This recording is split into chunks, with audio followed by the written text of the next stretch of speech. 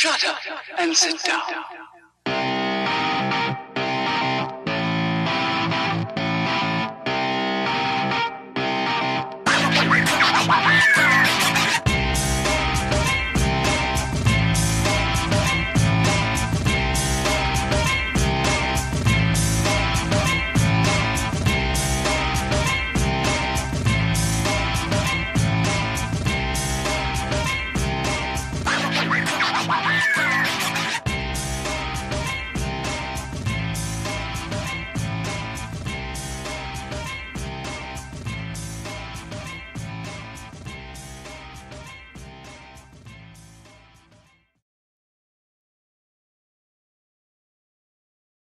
Well, hello, everybody, internet people. Welcome back to Epic Fail. We were off last week. Galv had a family thing, I presume. I had a family thing that I didn't find out about until that day or the day before. And it was just not a good time. But that's okay. WoW had an expansion. We were going to talk about that. So we'll talk about it this week. And how much fun we're having doing the same world quest over and over. And by the way, I just want to let you know, a turtle made it into the water. So, oh, that's never gonna get old. But yeah, that's been a thing. But this is episode 162. As you have heard now, Galv is back again this week. I keep trying to fire him, and he just keeps showing up anyway. Kind of like, as a raid leader, he just keeps coming in. And then we have a returning, he's a guest this week, he's not a co-host. But Theory, welcome back. Hi, how are you? Hi. Thanks for having me. Woo! Yeah. I guess, hello, I'm back, at least for now. Yeah, at least for this week. Nice to see everyone. Yeah, well, I'm here too, Yeah. And you've never left. Well, I guess there was a few shows where you weren't there. Oh yeah, when I was having massive internet issues and or out of town. Yeah. Well, then even the one time out of town. Same excuse as getting hit by a hurricane. Pretty much, yeah. Yeah. Yeah. And the one time I was out of town, I did have access to a computer and all that, so they forced me to be on the show that week. I think that's something that, you have to do. Next time, hopefully there's not a next time that there's a hurricane, but next time there's a hurricane, if I have battery, I should at least record a hurricane clip for you guys. Just be like, so this is what it's like, drive around, look at all the broken things, and then you can just play it. Green screen it with the horizontal wind, like your Geraldo in Miami. I don't have to green screen it. I just go outside, and that's what it looks like. I can be like what's his name from the Weather Channel, where you want to leave as soon as he comes to your town. I forget his name, but everybody knows who I'm talking about. All right, so we need to turn Theory up on the stream. Turn me up. Huh? I can turn up a bit, but he sounds just the same. He sounds great to me. Yeah. Alessandra is saying in the chat box that Theory is quiet, or maybe she just wants more, which is believable as well. I don't know. I turned up a little bit, but that turned you up too, Galv. So. Okay, I'll watch what I say. That's really creepy. It goes with the pre-show music of Dressfire we had going, so it works. So, I'll get you, my pretties. So many witches. Anyway. No, I've had enough witches. Well, we'll get more, don't worry. So anyway, Theory, as you are the technical guest. How have you been in the past, however long it's been? It's been a long time. I think it's somewhere around almost 8-9 months, something like that. I've been decent. I've been good. A lot of things have changed. If you guys remember, I think well rested. That's not true, but thank you. I appreciate that. I've not slept much since BFA came out, but that's another story. So since I've taken a very long hiatus from podcasting and streaming, A lot of things have changed. If you guys remember, right before I kind of took that hiatus, I had taken a new position at work and had worked the first couple of months of that new position. Well, I have another new position at work, still work for the same company, but I have a new role, which is super exciting. There's another store that's combining with our store, which is also super exciting, and it's going to have way too many people in one location, which is going to be fun. And my new role is responsible to make sure everything works for them, which is also going to be fun. I got a different new Mustang. So I don't have the old red Mustang anymore. What else? I mean, so many things have changed. My setup is in a different room again of my Mustang. Not that I can show, but if you look at the Discord, if you're not on the Discord, you should get on the Discord. I'll post a picture on there so you can see it after the show, of course. But yeah, man, there's been a lot of crazy things that have happened, but things are going well. Like I was saying, I've moved my setup to a whole different room again. This is probably the 5th or 6th time it's moved in a year, but hopefully it'll stay the way it is for now. But yeah, and one of the things I did most recently before I took a little hiatus is I did a I guess you would call it kind of like a telestream. I did a 14-hour stream, which ended up being like 16 hours or something like that, which was for charity.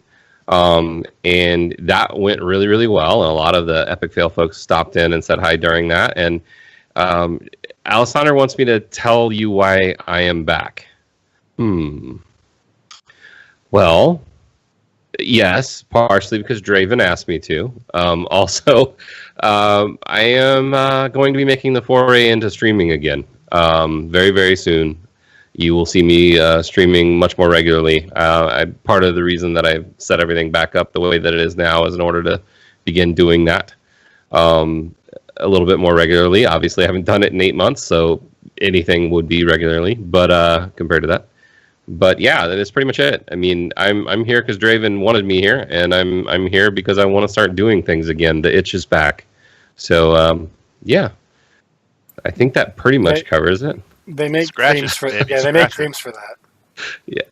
Yeah, not that kind of itch. Oh, okay. Although, we'll wait until after the show, and I'll let you know if I develop a rash.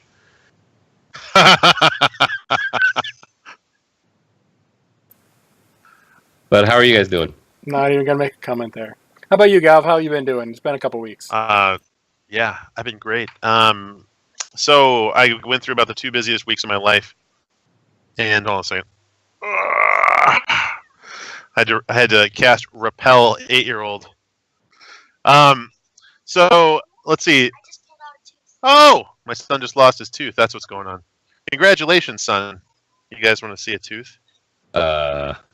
This big. Okay, go away now. Love you. Bye-bye. That tooth fairy is going to have to pay me up some bucks, Mr. Galv.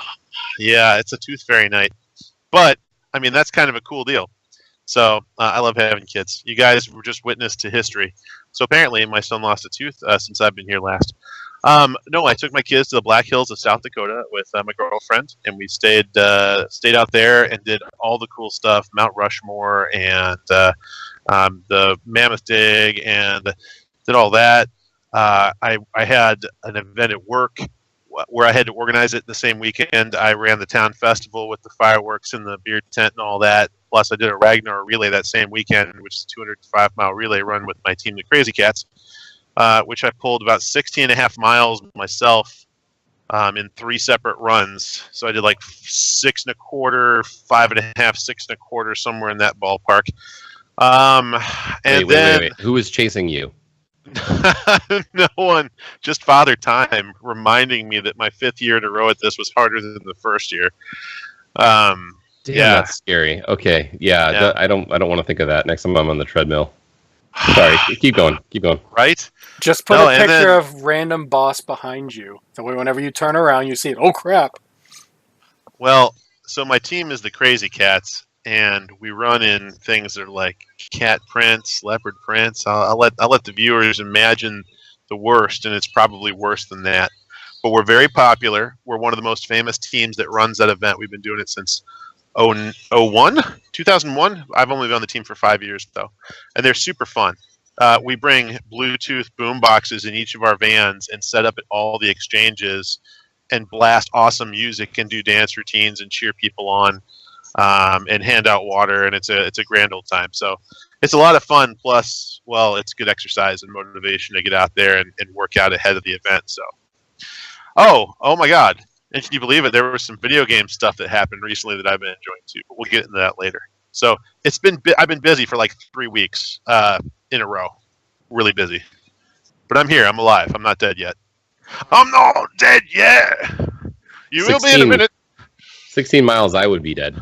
I'm pretty sure. I mean, I think I can do about 3, and then after that, they're going to have to scrape me off the pavement or grass, whichever one I fall on. Yeah, maybe I will post a picture in one of our chat channels, but it won't be. I'd have to be like in the NSFW one. How about you, Draven? I think we're okay with not seeing that picture. No. Yeah. As for me, it's been business as usual, helping family out a lot.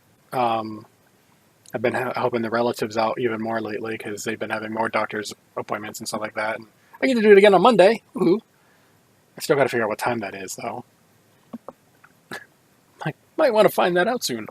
Other than that, helping the family and video games as I can.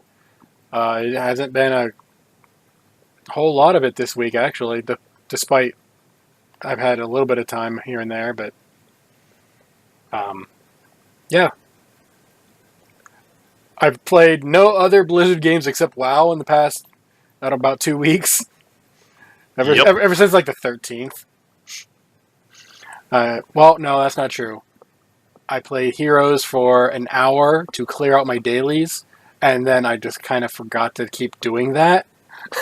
So I'm a little behind now, sadly, and then there's more Heroes coming that I really want, and yeah. But it's been mostly WoW.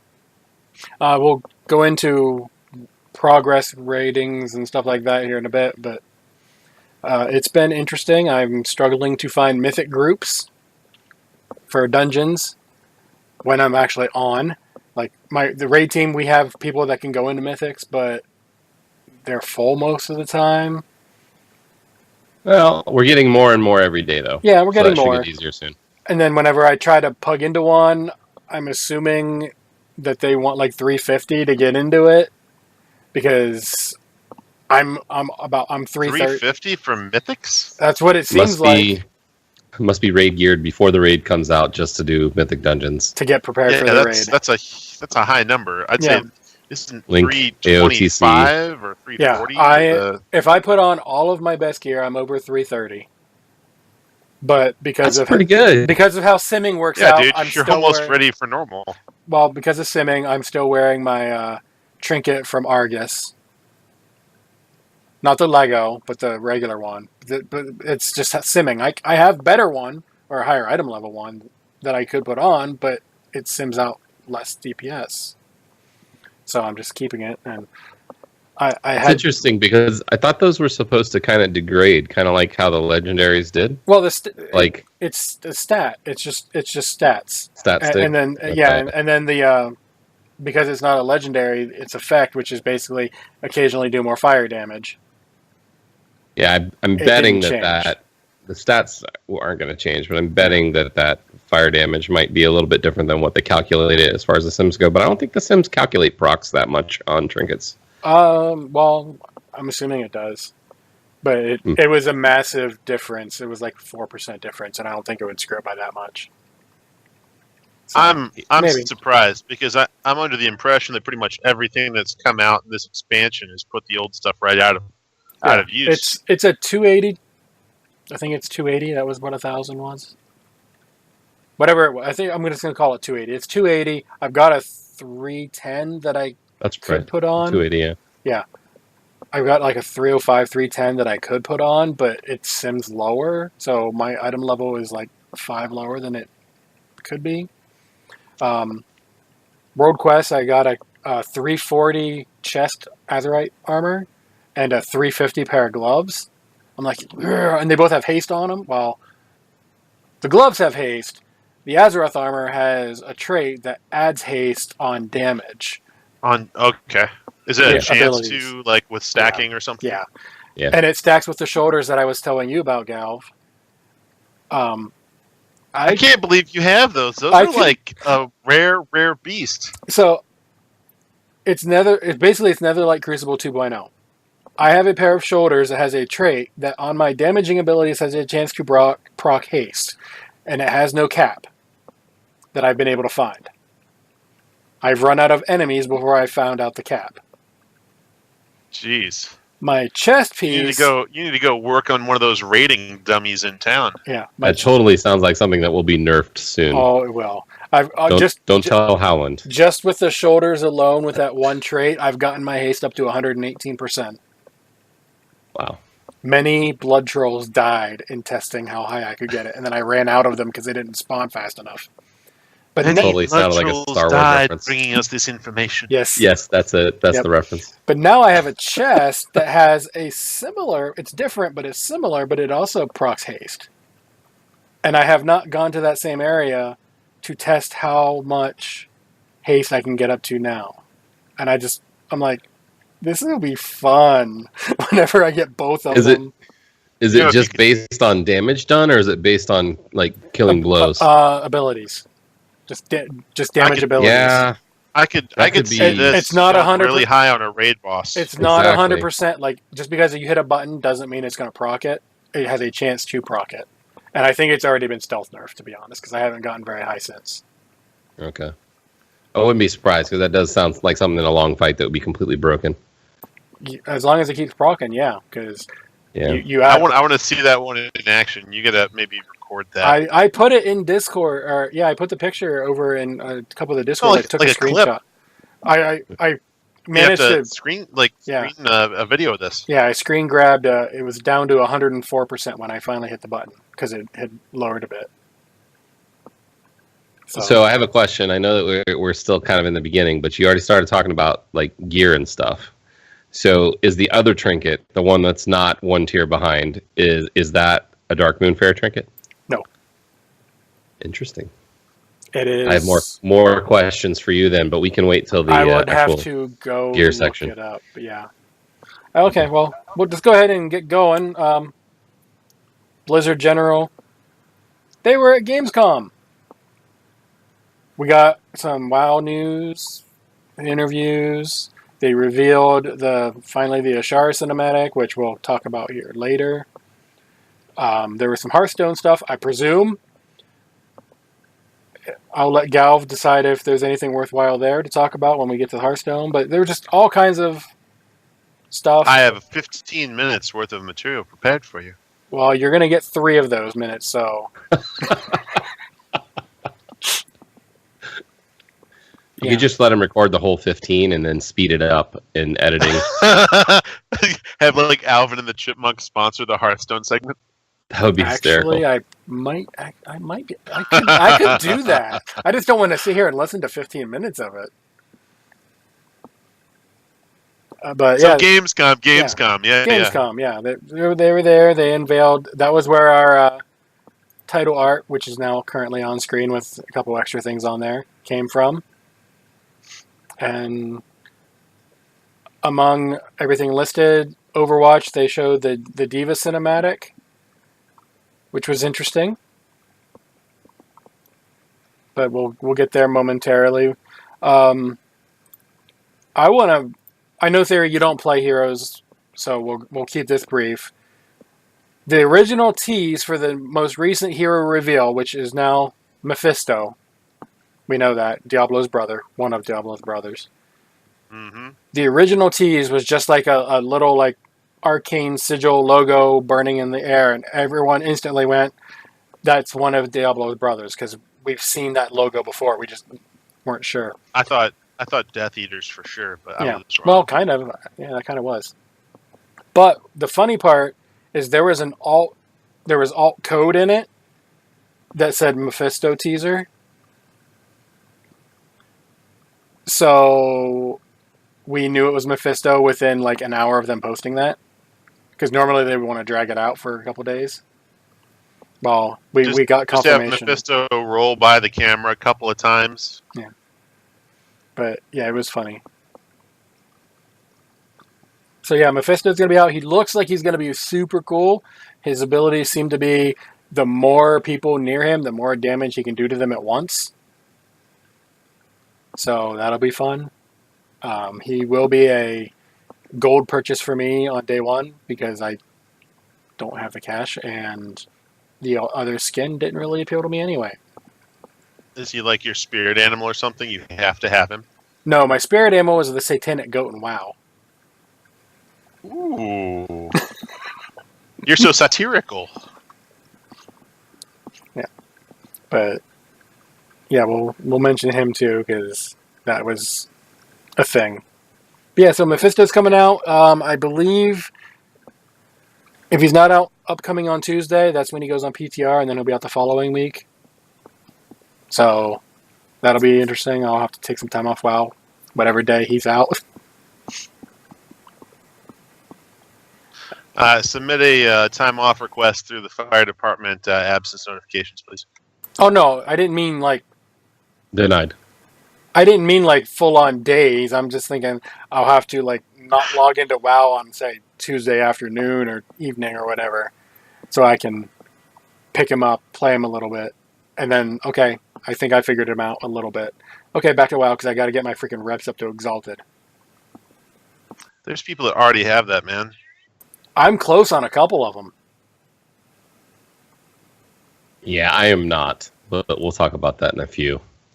Yeah. Yeah, keep in mind I didn't have a contract for the first 3 days, so I would be closer. But I didn't even know about it for the first week. I'm sorry. I'm better now. Yeah. Thanks to your raid team saying, "Hey, pick up some contracts." You're welcome. That's probably exactly what happened, if I can remember it. Yeah, I'm pretty sure it was. I think I'm the one who told you which one to pick up. And you're like, what about this one? They don't have one. Shut up. But I think it was Carrie said it first, but I didn't know what she meant. Yeah. I picked up all the contracts just to be safe because they were cheap. And don't pay for them. I can make them. Not too late. Or throw your money away. Just throw it away. You'll never get a long boy. I'm not paying $5 million in it. This expansion so far, I have paid just in my professions. I have paid way too much on getting stuff than I should have. But I can make the feast, assuming people provide the fish, because I refuse to do everything. I can cut all the gems. Did you say everything or anything? Everything. He'll make it, but he doesn't want to do the things required to make it. I have some of the fish. I'm not going to spend all my time fishing to get, because the one mat is a low Is it drop because you're an entitled paladin and you're like, hey, I'm a paladin. I have fished enough in my WoW career to cover the rest of my WoW career. Wait. That stings a little. Because I'm in the same boat with Draven. I can make the feast, but I am not fishing. Draven, how many times did it take you to get that fish in the Plague Lands? Over 1,200. Okay, just making sure. I didn't do that. Yeah, that was one of those things I was doing that week. As soon as I was able to do it, that was my week that week. All right. So anyway, Hearthstone, Galv, 3 minutes, go. All right, so there has been a couple of developments since the last time we talked. The last time I was here, they had just started launching the Dr. Boom expansion. The new thing that's out this week are the puzzle quests. So this is the solo game content that's come along with the Boomsday project, and it's a series of quests. It's just like the other solo material, but it's got like 4 phases, and I won't remember all of them off the top of my head. But there's like death match, mirror match, ladder, and something else where you're paired up against these challenges. And the funny thing is there is a card back you can win by succeeding throughout this puzzle quest solo content, but it's like 100 victories in. So some people are a little like, oh my god, I have to do 100 of these just for a card back? There's no packs? come on, it's solo content. I mean, you're not paying for it. You can play it pretty much without any of the other stuff. So just enjoy the solo content. Boom's Day is going along great. The meta's out there. A bunch of the friends of the show and CTR folks are hitting legendary again, which is great. And the Into the Wild group is still ticking away towards their projected Wild tournament formats. So, I mean, there's a lot of stuff going on, and it's very interesting. If I had time to play, which I haven't because I've been playing WoW. So there's that. And that's the update.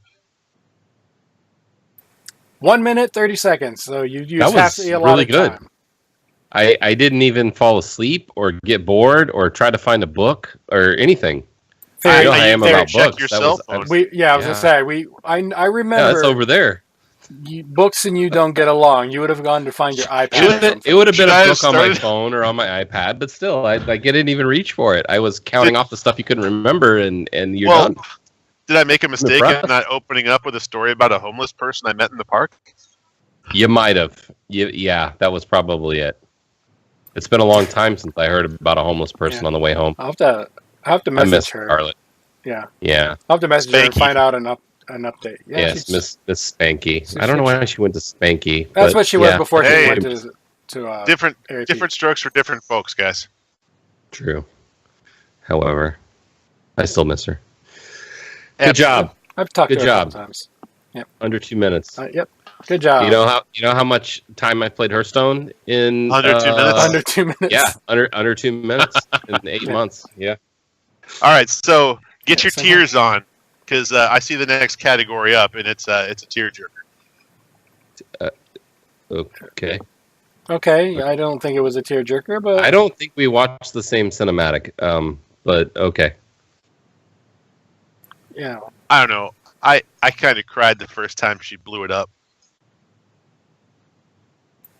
Okay. Hey, if you guys haven't figured it out, Overwatch, Cinematic, Diva, Shooting Star, Galv is just a wuss and cries at everything, so that's why he thought it was a tearjerker. It was definite. It was not bad. It was not my favorite. It was not my least favorite. That'll probably always be May. And despite me hating Hanzo, I think Dragons was the best one they did. So far, at least. The I would May agree. one was good. Yeah, the I May don't know. one was The very May one good. was really good. You're overruled on the May one. No. I'd And have it- to stretch to think of the one that I thought was not the good one. Yeah, No, so I Yeah. didn't say it wasn't good. I said it was the worst of them. The reason being, I'm still standing by this. She was more emotionally involved with her flying toaster, than her coworkers. Although, I guess technically speaking, nowadays that's not exactly all that inaccurate for most people. hey, you can. That's a whole nother conversation. Okay. But anyway, Diva, short version, she had teammates. Their mechs are broken at the moment. They got the little repair icons. We didn't see them other than that. Another bunch of weird ships come to attack from a faction I'd never heard of before. Like it wasn't They're Talon. the guys. They're the Omnics that watched the Matrix films. Yeah, I It definitely. was very Matrixy. I was wondering, and Draven, you can answer this much better, and Alessandra's probably going to want to reach through the internet and smack me, but were they kind of a combination of the Omnics and StarCraft character things at all? Because that's kind of where my head was. That could be. You mean like artistically wise? Right, exactly. Because like Zerg or Terran or whatever they are, and this is where she's going to reach across the internet and smack me, but I just kind of thought that was supposed to be kind of like a mix, because she's supposed to be this like crazy StarCraft pro player who becomes hero. And All right, I don't so in terms of that, apparently that got retconned, where she wasn't like a big StarCraft pro anymore. when did this happen? This was a while ago. In the last 8 months that you haven't been around. Well, that's I don't that's remember just either. silliness. So. Yeah, no, it got officially retconned. like he said What something. did Disney buy it and like get rid of all of the previous books? Yeah, and then they made a game that went under because So the but in makers terms of Overwatch also never play StarCraft, so they felt like it just didn't need to be there anymore. Oh, That's what you're telling Alessandra, me. I'm so sorry. I'm so sorry. Don't That's watch what this part. Just mute us for a second and come back and pretend you didn't hear it. That's what I'm hearing. But okay. So, disclaimer specifically for Alessander: the views and things that Theory says do not necessarily reflect. You say it, but it kind of does. Yeah, I mean, why would they change that? Anyway, all right, keep going. Basically, the short version is the way he said that the way they said it implied that, but they didn't actually mean that. So it just kind of went back and said, no, this isn't what it was, and they made it official that she wasn't. But so she's like like Super Mario Brothers player instead or something? I don't know. But in terms of the design of it, I think they probably had basis in some of the StarCraft ships. But they looked like StarCraft meets Matrix. Is exactly. I mean, when Galv said they look like Matrix robots, he's like dead on. They look like Matrix robots, but to me, it was like with a little bit of StarCraft in there. Yeah.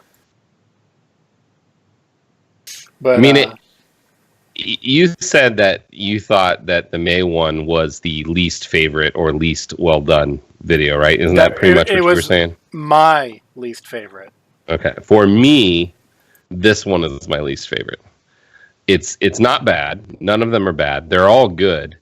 But all of the other ones, at least in some kind of way, had kind of a little bit of a tearjerkerness / I really want more of this story. And as much as I like Diva, she was one of the ones that I played the most. I just felt no connection to this video at all. It was okay, and if it was like a feature length with multiple episodes, I would watch it. But it wasn't on the same level for me as the other ones were. I think with this one, hold on, Gal. I think with this one, it was after school special as compared to the other ones. So that's just the feeling I got for it, and I've seen some other people saying the same thing. But that's just how it felt. There wasn't. There were some moments that were meant to be the tearjerkers. I just don't think that they hit it, which is sad because Diva's one of my favorite characters in the game to play. But okay, go ahead, Gal. So I'm gonna spin this to you the way I saw it. You see someone who's being lied. The public is being lied to, saying that the person that's defending them is happy and out enjoying the sweet life, when in reality, no, they're cloistered up, suffering from PTSD because all of their friends just got shot down. They barely escaped with their life, and having to repair their robot when the news media and the government is telling them, "Oh no, she's out partying, having a great time," and she's got this sidekick brother or whatnot or friend who's there too. And instead of like actually being this happy person or enjoying her success, she's like hanging on by a fingernail there. And in the last moment, she has to, blow up her, robot to kind of save thousands of people. And she nearly dies. Like, again, and then when you finally find out at the end what happens, again, the news media is like, oh, she's fine. Nothing to worry about, everybody. It's like, no, there's lots to worry about. It's kind of scary. I felt for her. I thought like that's a raw deal. They're kind of hanging her out to dry. So anyway, see, you just sniffled right there. I saw that. So your story you just told was better than the animation was to me. And yes, I know that was kind of the underlying story, but why was your story more enjoyable than the animation was? Because I have that baritone voice that's not quite your bass, but I spin it with emotion and just hit you right in the feels. I'm going to jump in and say I think that you are mostly accurate, but I don't think that they're hanging her out to dry. She's choosing to stay in. And they're using her as a figurehead saying, don't worry, you guys are safe. they're not. Either way, they are lying to the public, but he's going on this direction. Like the story is a straight line going up and down. He's just tilting it a little bit off this way, and I'm just like in between there. When you have to lie to the public about how your heroes are actually doing to keep them from panicking, that's stressful. Like almost that is like stressful. Real life. Yeah. That's too close to real life. Move on. Yeah.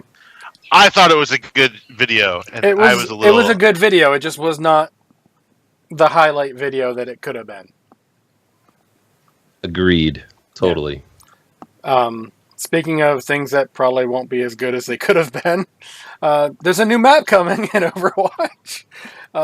Busan, which is basically what we saw in the Diva video. The backdrop there. I'm not going to lie, I have not had the time between the WoW stuff and real life stuff to sit down and actually watch a whole lot of it. So I don't know. I know it's a payload map, or I think it's a payload map, isn't it? I don't know. Do you hear Zenyatta wailing in the background with despair? Move the payload! Maybe. I don't know. It's a map. Visually it looks great. I have seen pictures of it. So here's a question for both of you. When was the last time you played Overwatch? August 11th. So relatively recent for Draven. This is like 2 weeks ago. How about you, Gal? Summer games. Which are still going. So when was that? After Grillmaster 76 was no longer available, I forgot. I've played since then. I played the test round. The last time I played was when Wrecking Ball was brand new, and gotcha. I went into the PTR and tried him out on the test. Okay, so I will tell you, I have not played Overwatch since Fork Knife got really popular. And if you don't know what Fork Knife is, I'm not going to say what the actual name of the game is, but you can figure it out from that. Because that Why are you trying to ninja this podcast, man? Play on words. So I don't know. I just don't like Overwatch. Like I have Overwatch clothing, I have Overwatch hats, I have lots of love for Overwatch, but that itch to want to play Overwatch has been replaced pretty much entirely with another game, which is not Blizzard, which I think is kind of interesting because from the streamers and things that I pay attention to, that's happening to a lot of people. And I'm kind of interested to see how Blizzard is able to get some of those people back. And I honestly don't think these things they just announced are going to be enough. So they also... I have a response when you're done. They also just announced that they can't put it on the Switch. Not that long ago, they were talking about... Or no, they can put it on the Switch. They can't put StarCraft on the Switch, which I don't understand why they couldn't put StarCraft on the Switch. It's RTS, it should be easier, but... They could, it would just be impractical. So they just said they can't. Yeah, which is, okay, sure. RTSs are slower in general than an action game, so... Anyway, other than them releasing it on the Switch to try to get a little extra push for it, what do you think they could do? I mean... They released a hamster ball. They released this cool-ish video for Diva. They're releasing a new map. What else do they need to do to get people back? Battle for Azeroth numbers are up. Battle for Azeroth streams on Twitch eclipsed Fork Knife at launch and have stayed extremely strong. So they actually did release some sub numbers. And the sub numbers for World of Warcraft right now are really strong. I don't remember it. Someone told me, and I was astounded because I'm like, really? I didn't realize that many were active right now. But they're kicking butt with Battle for Azeroth. I don't know about the other games though. Okay, so well, yeah, that's kind of my point though. But Warcraft has that cycle, which I'm sure Draven will agree with. Every time there's a release. Even for the crappier ones like Warlords, there was a huge influx of people at the beginning of the expansion, so that's kind of expected. To be fair, I'm more the talking beginning about of Warlords Overwatch. wasn't crappy, except for that first 3 quests. Exactly. Right, and the leveling in Warlords was actually pretty good. It was just the end game that was terrible, and everything that came after it, with the patches that came through. And I think that that's pretty much a given to almost anybody that would talk about the game. Is that as far as expansions go, that kind of fell off in Warlords. But even in that one, they had a really good subscription number for the launch. So honestly, I don't think with Warcraft you can really compare it to Overwatch. So Overwatch, at least at this point, doesn't have expansions. They're just releasing maps and characters every once in a while. Yes. So would it take an Overwatch expansion to really get everyone back that has been an Overwatch fan and has strayed? I think it's more of we're used to hearing, oh, this game's going to be the WoW killer. Or this game is, the series of games for the last 7 years is, oh, these are all the WoW killers. And individually, no. Collectively, they have dinged at the sub numbers overall, but people keep coming back anyway. For Overwatch, this is the first time it's had some actual competition for what it does. And I still say it's a different kind of game. I agree. I've never played Fork Knife. I have no intention of. But you probably should.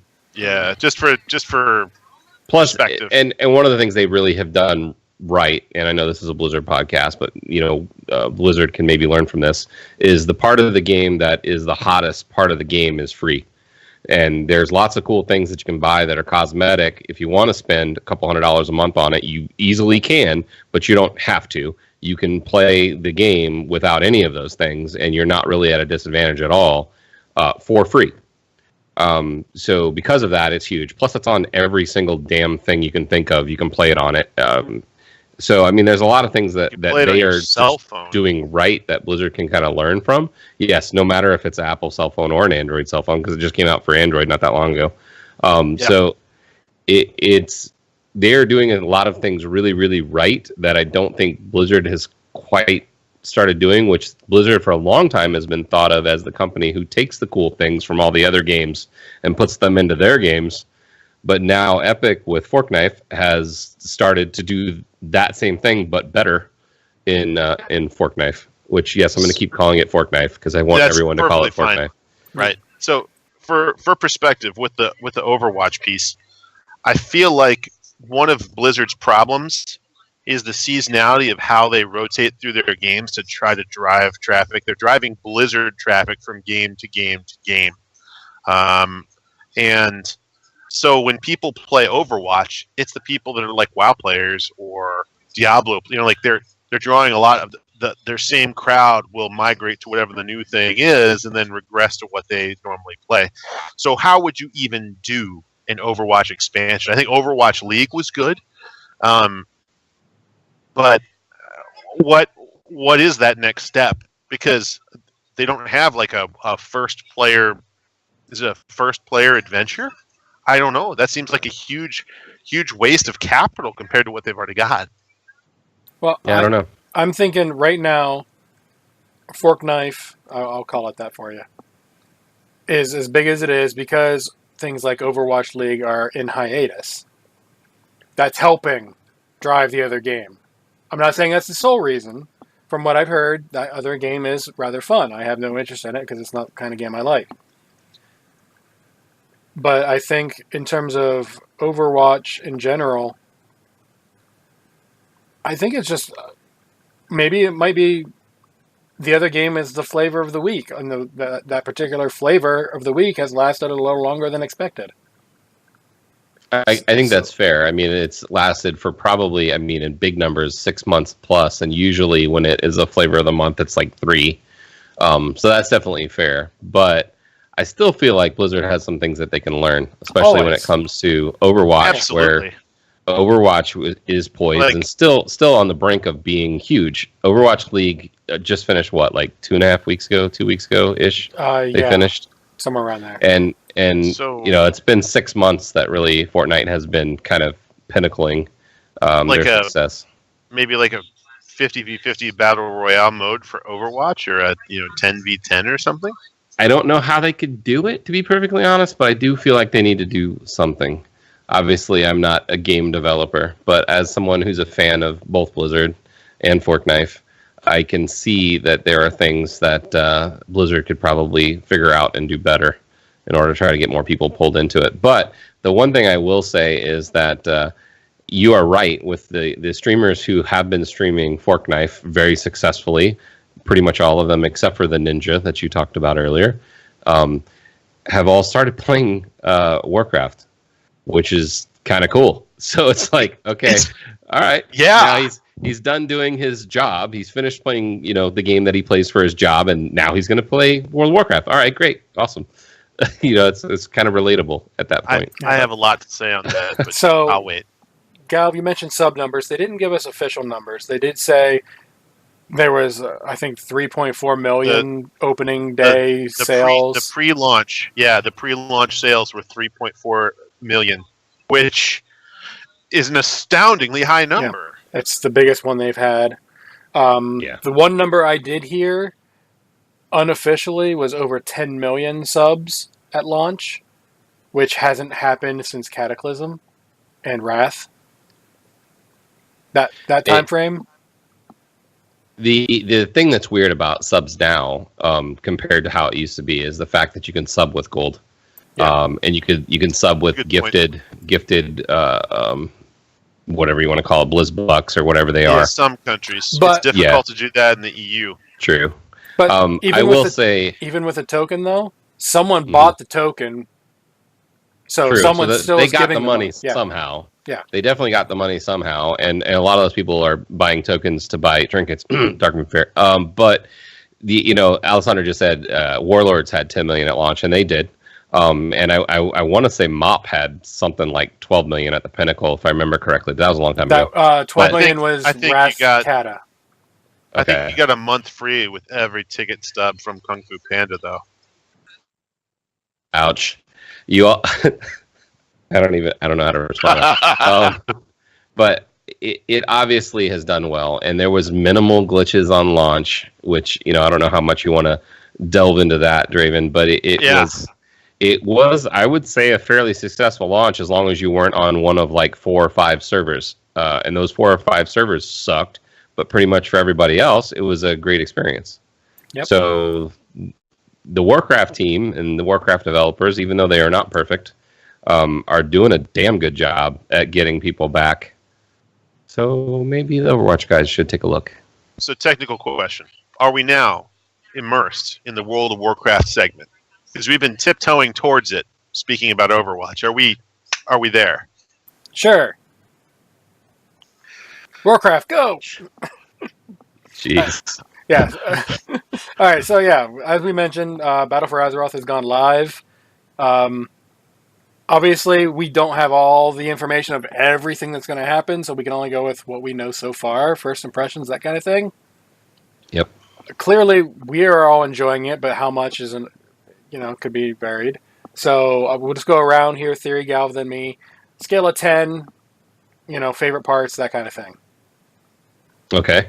As far as expansions go, I'm going to give it a 9 out of 10.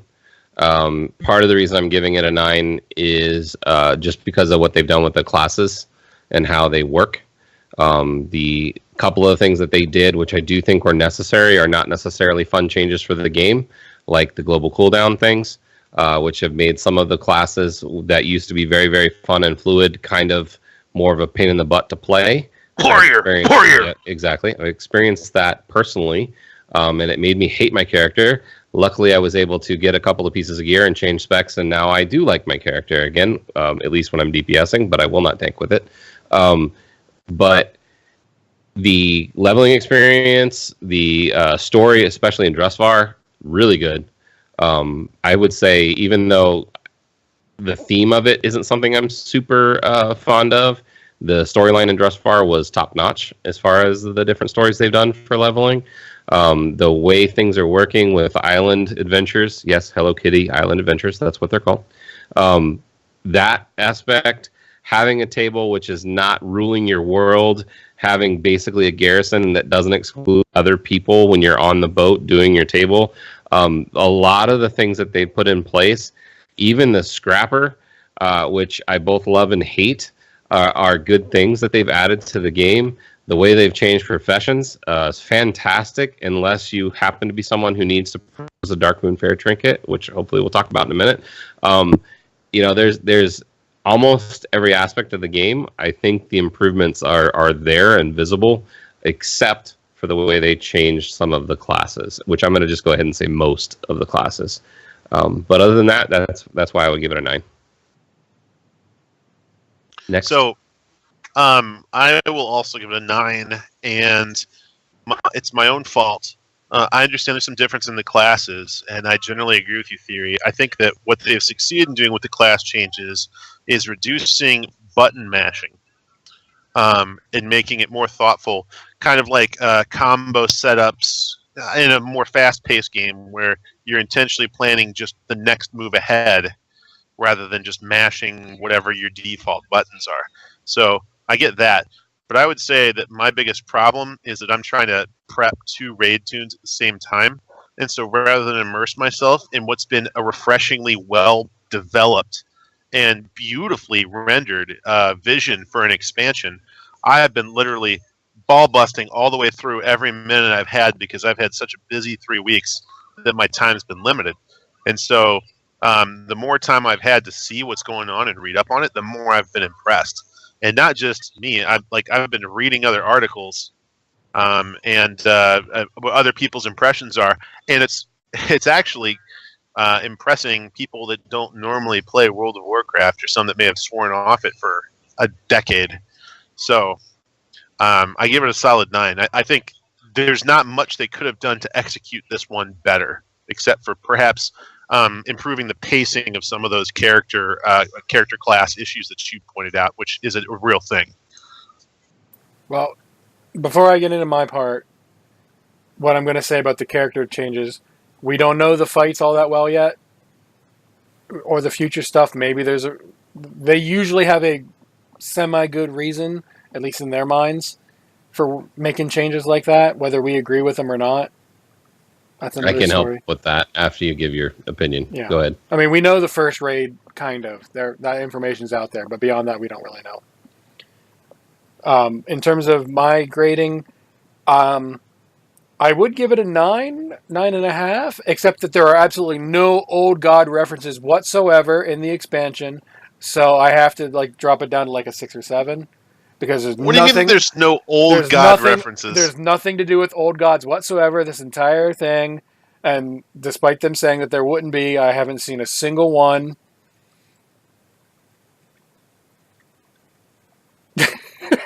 Sorry. What? All right, you're being all sarcasmic again. Yes. You're having a sarcasm. Yeah. No, I would give it a 9.5, at least for leveling. I mean, clearly, I didn't read a whole lot of the quest text going through the first time. I did watch all the cinematics, though, that I have access to. I still haven't seen 2 of them, because I haven't gone into those particular mythic dungeons, because I can't find a group. Same. But, that they're rep locked, so there's that. I did get a kick out of Drustfire is Witcher 3, Storm Song is Call of Cthulhu, and whatever that third one is that I can't remember is Pirates of the Caribbean. Pretty much. Yeah, that's almost dead on. Yeah, I mean, in terms of theme, not necessarily. Wait a second. Did you not see the Monty Python and the Holy Grail reference? Oh, there was lots of little references. There's Winnie the Pooh, Winnie the Wile E. Coyote, and Roadrunner. Wile E. Coyote, I saw that. Voltron. I've seen Voltron. I mean, also the Wizard of Oz. Mm-hmm. I saw that one. I might. There's another one too.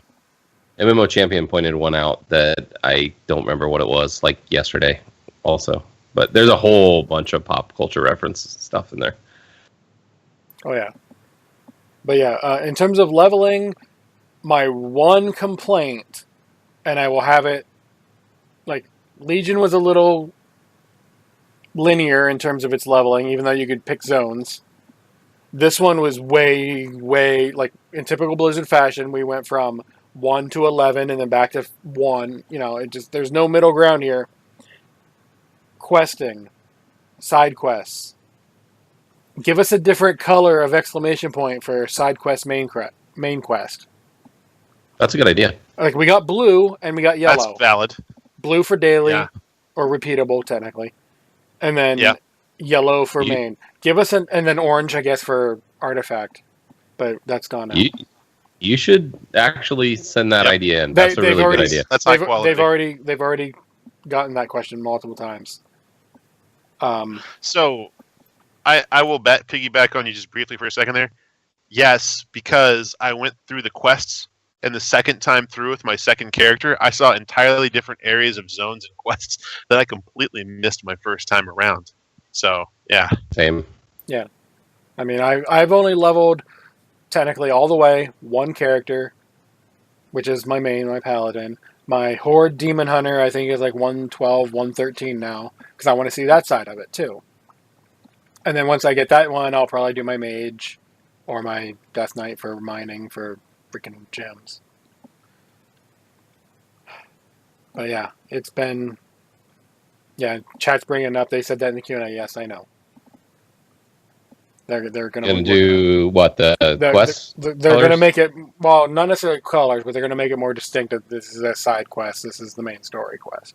Well, I do think that's valuable to pretty much anybody who's questing, because there are some people who just want to do the main quests and don't want to do any of the side quests, and then there's people really more like you and me, Draven, who really want to do all of them eventually, but want to do the main ones first. I would love to have done them all and fleshed out the whole story of the zone, but I was in a hurry to get my eye levels. I've gone through flying overall. In terms of the Alliance side, I have one quest that pops up from time to time, but I can't ever find the quest giver when I walk by it. Like, I have an add-on for coordinates, and I go there, and they're not there. So I don't know if it's just a random pop-up quest that you only see, like it's a phasing thing. Maybe I'm not phased to it properly. I did hear there was some people who, if they got too far in Drusvar to the point where they had the quest for the dungeon, that there was another quest that if you didn't finish beforehand, it still showed it on your map, and either you couldn't accept it or you couldn't turn it in if you had finished that area. But I've also run into a few things where it just wasn't obvious where the quest giver was, like they were in a cave or they were like inside a house, but the location on the map was just slightly different, so it didn't look like they could be in there, but they actually were. Yeah. But I would just kind of chalk those up to weird bugs, really. Yeah. You know how sometimes when you have an item that you're looking for on the map, it has the little arrow up or the little arrow down to tell you if it's under you. I feel like they should do that with the quests and quest turn-ins as well. That would be helpful. Yeah. But other than those random pop-up quests that, you know, are just, I see them on Flight Pass, and that's really about it. I've got one quest that I know of, because I ran by it. I wasn't on a Flight Path. I ran by it as I was doing my world quest earlier. That's the only quest in all of the Alliance zones left, outside of world quests. But in terms of, like, here's a yellow exclamation point above the guy's head. That's the only one I've got left that I've seen. There was one out in Storm Song over on the island that was every so many hours, another part of it, the next part would show up. That took me a couple days to get through. But that's done now.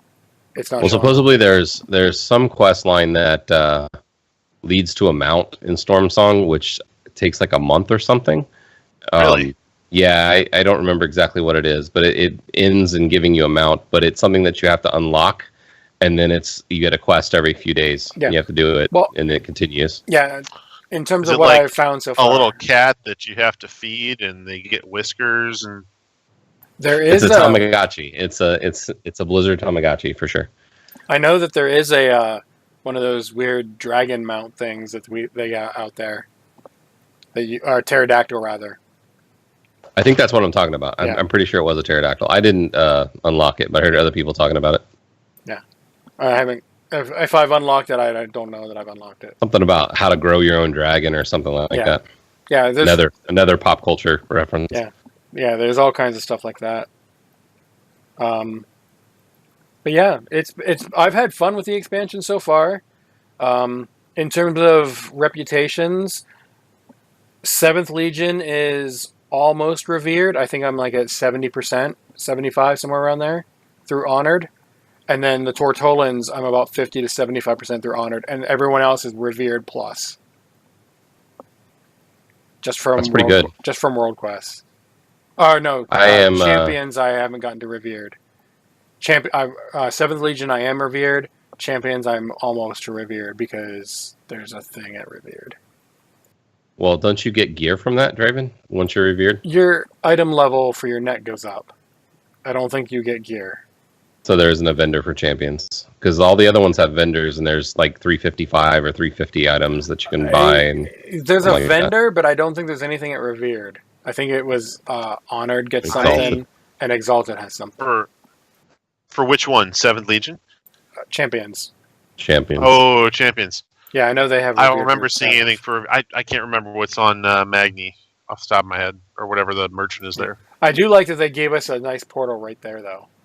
Thank God. If they didn't, that would have sucked really bad. Nobody would have upgraded their necks. We'd have to tell people to go do it before raid night. Right. I did not realize it was there the first time I went, so I did it the long way the first time, and then I saw the portal. I was like, that doesn't look like a Darnassus portal. And Stormwind to Oldham to fly to. That's what I did the first time too.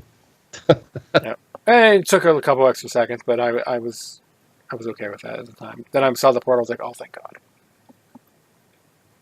So, Galv, you are playing your hunter still on your HVFD team, right? And you are playing a shaman on your other team? I am raid healing again for the first time since Burning Crusade. Gruul. I remember distinctly raid healing on my paladin as a holy paladin. Because back then you needed someone with plate mail to stand where the melee were, because Gruul cast a cave-in AoE damage effect that would eviscerate people that didn't have high armor. And so, so your clothy leather healers stayed at ranged, and the paladin healers were needed to be in melee range to keep the melee alive. And that's just, I know I did more healing than just that in my raid team back. There was some zombies and a cow was the raid team I was on, I believe. It was Blood Elf Paladin, Horde side. But so I'm doing I'm doing raid healing on a shaman, and so far I feel pretty good about how I've done in the dungeons I've been in. But I will say this: when people get killed, it's really obvious that one of two things happened. Either they had a debuff from standing in something that they shouldn't have stood in, or they got themselves killed so fast, there's nothing you can do about it. I mean, they just wink out of existence. Everyone I've talked to who I've healed with has said so far so good. And I've gotten compliments from the pugs I was in, but I have a lot to learn. I'm on a scale of 1 to 10, I'm probably like at a 3 in comfort for that. But Earth Shield is my number one button. That's hysterical. I just love the fact that when you first said your shaman thing, that you stopped talking after burning, and you just paused there. And then I was like, that's insanely funny, because you're playing a healer whose heals are based on water spells, and you haven't healed since burning. I was like, that's kind of funny to me. Mm-hmm. I mean, I knew there was more to it than that. I just that little pause there. I was like, I've stuck with the hunter for the fire department because I would like to have made a change, but every time I think about it, I'm pretty comfortable in the hunter role, and I feel good about being ranged. I can do Beastmaster. I feel comfortable in marksman spec, and the numbers. Hunters aren't excessively high on the charts, nor are they on the low side, so I'm not terribly worried about being excessively nerfed in the interim. So yeah, you're nice in the comfortable middle. Yeah, that's a good place to be. And Draven, you're still playing your paladin, right? Yeah, mostly? I'm playing the paladin. I was toying with the idea of switching for the first time ever as a main, and then I was just like, at this point, I might as well just stick with the paladin, and because they haven't made it unplayable that I've seen. Leveling was a little bit interesting, as everyone has noticed. When you get to a certain level and those legendaries just stop working, things just seem to hit you harder. And I died a couple times leveling, which happens every time. But I pulled too much because I was like, oh, I'm freaking raid geared from the last expansion. It'll be fine. So I'll pull like 15, 20 of them, and oh, they actually hurt now. Crap. Well, I guess I'll run back. I've found the shaman in not elemental. It's what's the other one? Enhancement. Enhancement is surprisingly tanky. I was even AOE situations. I was intentionally pulling more than I should have a few times, and I was leveling with someone who probably helped pull things because they play Frost, and occasional sparks of ice go shooting out randomly. And so, yeah, that kind of happened every now and then, and, no biggie. I think Carrie is taking blame for that, actually, in the chat. Well, that's who I was leveling with. So. Yeah, that's way too not. You're not supposed to do that, Carrie. Yeah, Carrie, fault. That's right. Although, good on you for using Ice Block. Yeah. Let Draven die. You can block. Ice Block and Invis. Yeah. But, it happens. When you level up, you're used to being overpowering to everything. Like, I'm just going to pull this entire zone. Oh, they hurt again. That's right. I got to remember I'm not quite as geared as I was. I have something for you on that. In theory, especially your opinion, I'm interested.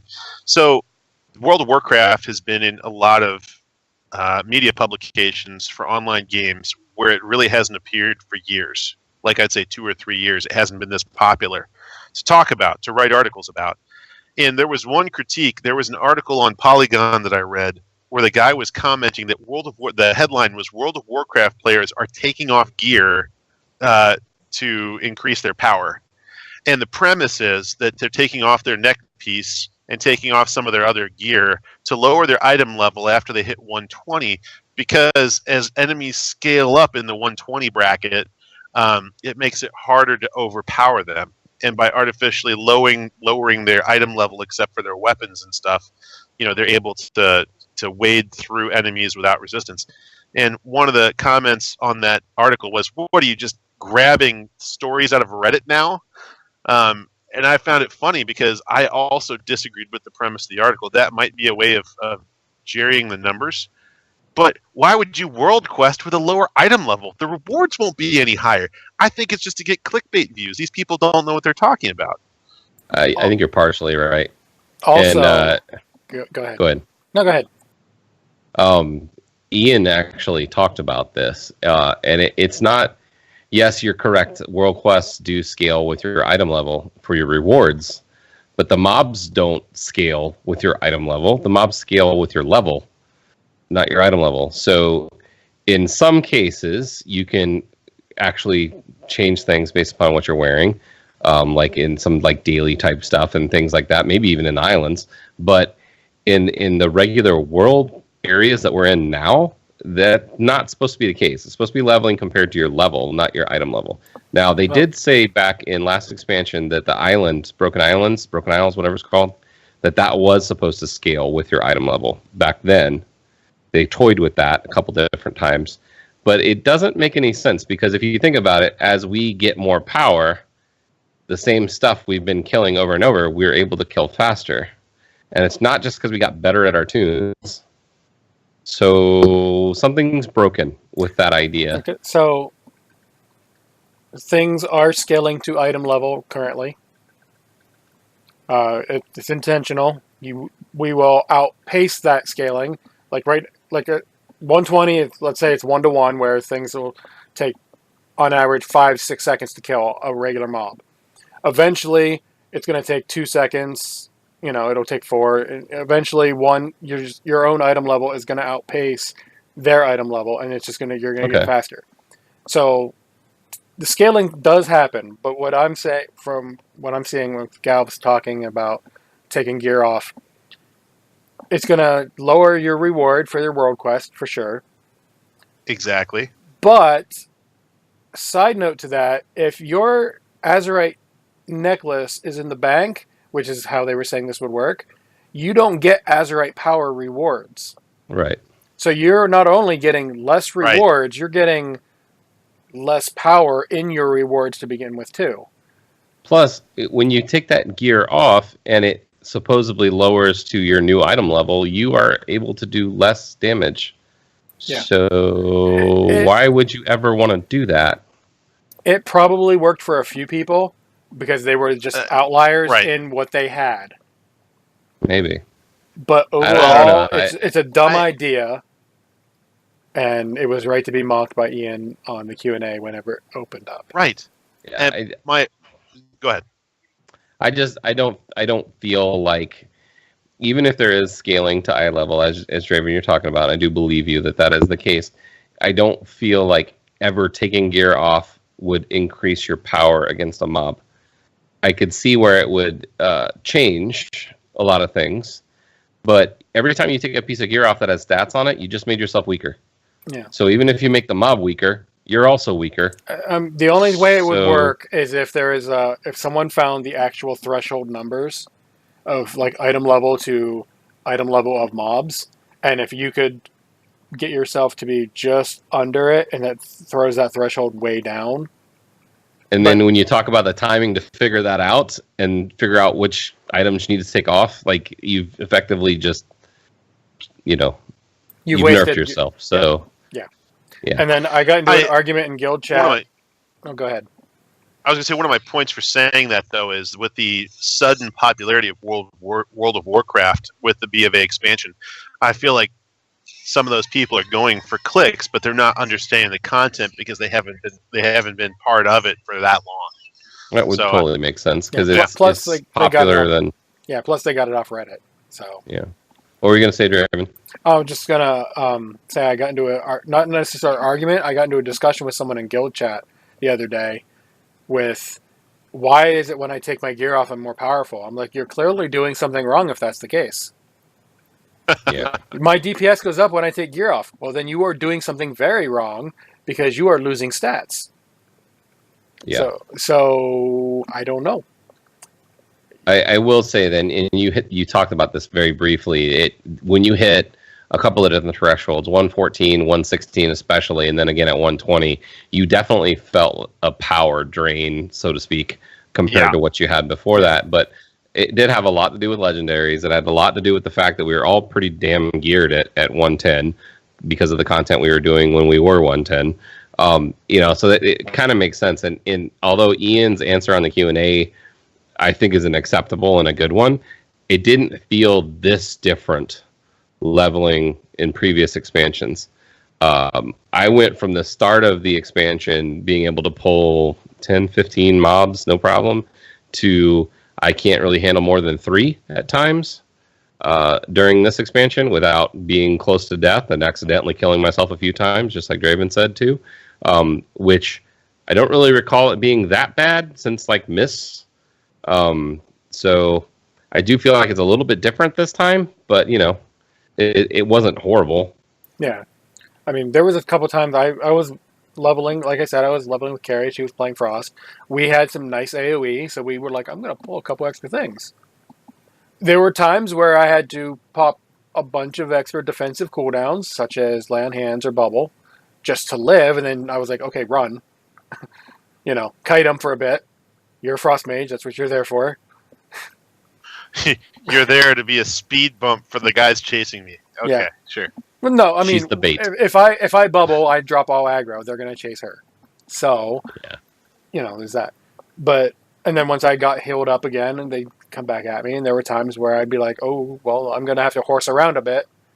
And it's a horse ability, so that's why I call it horse around. Get it? Paladin, horse around. Totally pun there.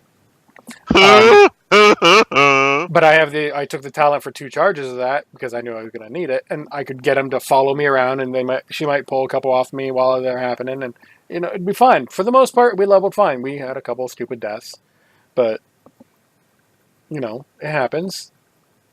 But yeah, 116 was definitely the marker of, oh, they hurt now.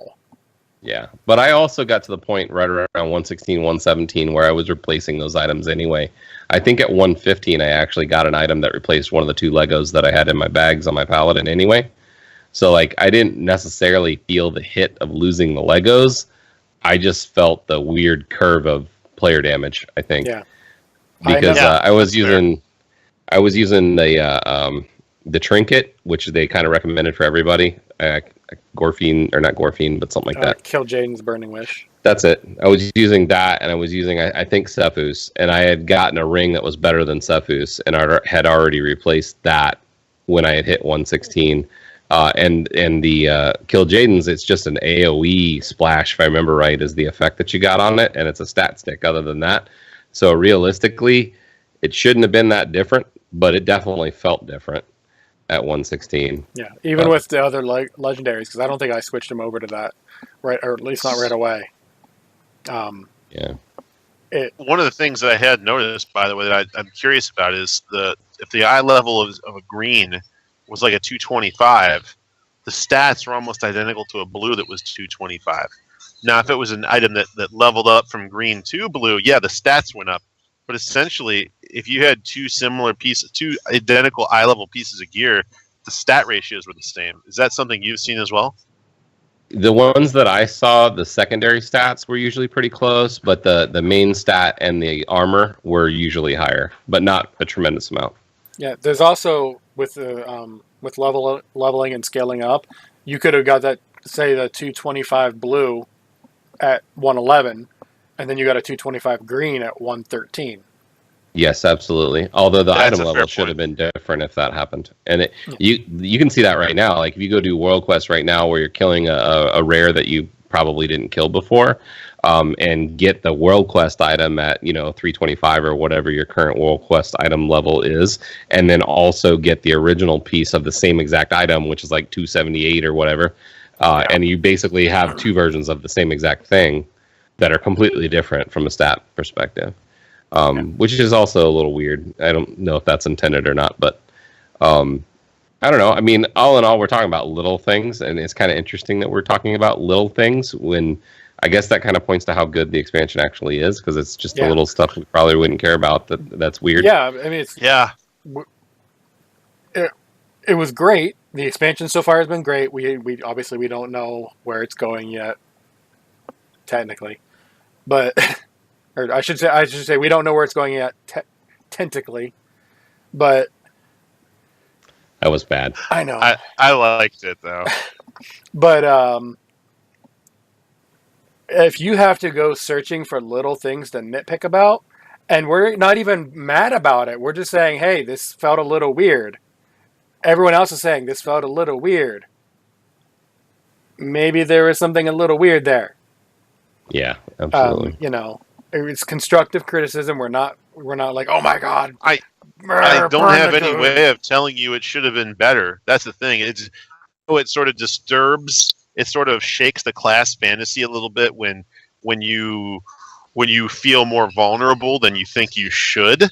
But as far as an actual gameplay experience, though, it's pretty consistent. Like No, I'm not taking on two or three things at most in most cases, unless you're in a group. I wasn't complaining that I felt more vulnerable. If anything, I was like, that's even better. Because, I mean, okay, fine, I did Dressbar first. If I would have done that last, that would have been amazing to me, because it's that the creepy zone is the one that's causing me the issues. Yeah. That would have been great for me, but I did it a different way, because that's why I went. Yeah, I finished in the Storm Song, I think, on both of my characters. Yeah. Dressfire, Storm Song. I did all the quests that I could there. I didn't even touch Tierguard. Is that what it is? I didn't even touch that until after I was 120 for like 3 days. Well, all right, so that kind of brings us to what the one thing that is a bigger thing that I hinted at earlier about BFA. The trinket situation. So you got trinkets? Where'd you get trinkets? I got a trinket from a World Quest. So I also got a trinket from a World Quest, but it's not the one I'm talking about. So Dark Moon Fair trinkets this time are a little bit different than they've been in the past, and it's kind of had a pretty big effect this time.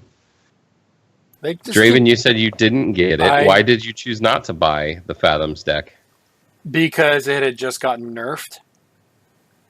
Okay. So I was waiting for feedback before I wasted my money on it. It's still like top 3 for Ret. Yeah. Even after the nerf. What about you, Galv? Did you consider getting a Darkmoon Faire trinket? Until I saw the price tag. I mean, I know you guys are high rollers, but if I got 100K in the bank, that's awesome. I am not a high roller. Well, I mean, Yeah. I will tell you this is I leveled leatherworking on my shaman, and because of the way materials are rolling right now, I'm able to maintain a positive flow of cash through auction house sales, which is different than most other expansions so far. And on my hunter, I have not been able to quite do that with alchemy, but I feel like I've been keeping it pretty even. That said, buying a 30 or 40 level eye level increase for 5K is very affordable. When I look at those decks, they're selling between 60 and 120K, depending on if they went blue or purple or whatnot. So they're out of my price range, unless I had dropped token money on it, and I'm not prepared to do that yet because I haven't seen the other trinkets out there. Oh, wait, the decks themselves can Warforge? Yeah, they're all epic, and then they're either 350 or 355. Okay. I have seen blue decks on the auction house and purple decks, and I don't know how they're made yet, so I apologize if I misunderstand. But the point is, the purple ones might be the are old pricey. ones. It's possible. Like I know also, if it was me and I was like, I'm going to troll the auction house, I'm going to make the old decks and be like, hey, it's cheaper, and hope someone doesn't pay any attention. That's been working with the gems. No, I would never do that. Yes, I did do that. The old gems were selling for a lot more money than the new gems were for a while, and still some of them are, which is hysterical. And they're still selling. But I would never. Yes, I did. So the Fathoms. They put guardrails on the auction house. They did in the last patch. It totally keeps you from spending money on things you shouldn't. So don't worry about. Anyway, the Fathoms deck is for pretty much all of the melee. Either your best in slot or your top 3 to 5 best in slot trinket, including the trinkets that drop from the new raid that's not out yet. Even after the nerf. Before the nerf, it was pretty much number 1 for all of them. After the nerf, some of them it's 3rd or 5th. So realistically, they're worth a good amount of money, not just 5K. They were selling for $350 when I first was looking at them. That is not how much I paid for mine. I paid about $160 for mine.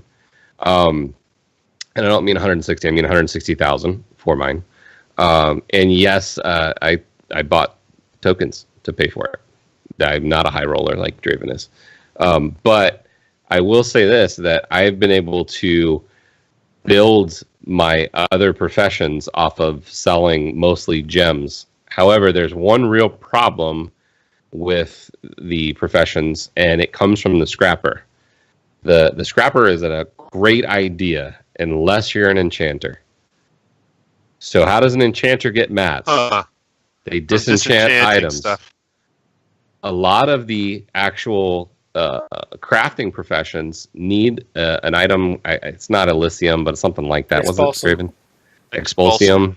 Yeah, that thing. You usually need that for some of the higher level crafted items. Well, if your toon is an enchanter and a crafter, guess what you can't do? You can't disenchant and scrap something.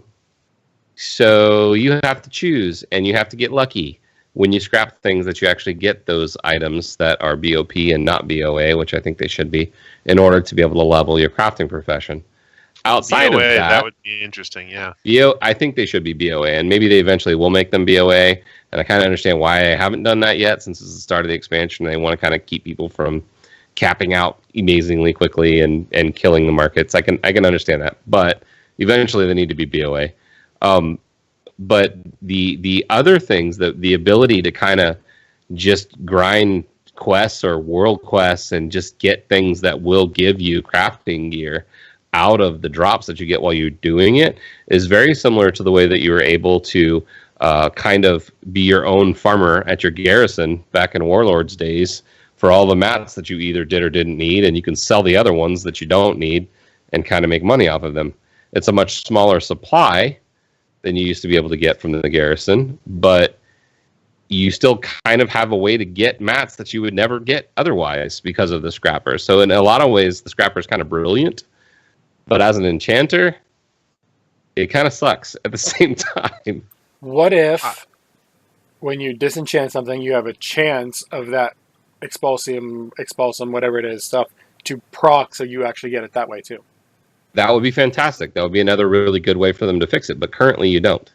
Okay, so I wanted to talk about this because I started on my hunter, who's an alchemist, herbalist alchemist. It felt very much like I was only getting about a fifth or a third of the way in without having to go to the auction house and buy or take time off from trying to do raid prep leveling and go farming. However, on my shaman, when I got to my shaman, they have a leatherworking component called something like hardened hardened tempest hide, which requires a 2 silver reagent from the vendor and a tempest hide, which are plentiful, like huge. And I was able to get my last 85 skill points just on those. And so it cost me about 1 gold and 2 silver per skill point from like 75 or whatever that becomes available to 150. Now, you're never going to use it all, but I only ended up making about 120 of them ever, total through the whole process. Huge discrepancy. Absolutely. It costs nothing to level leatherworking.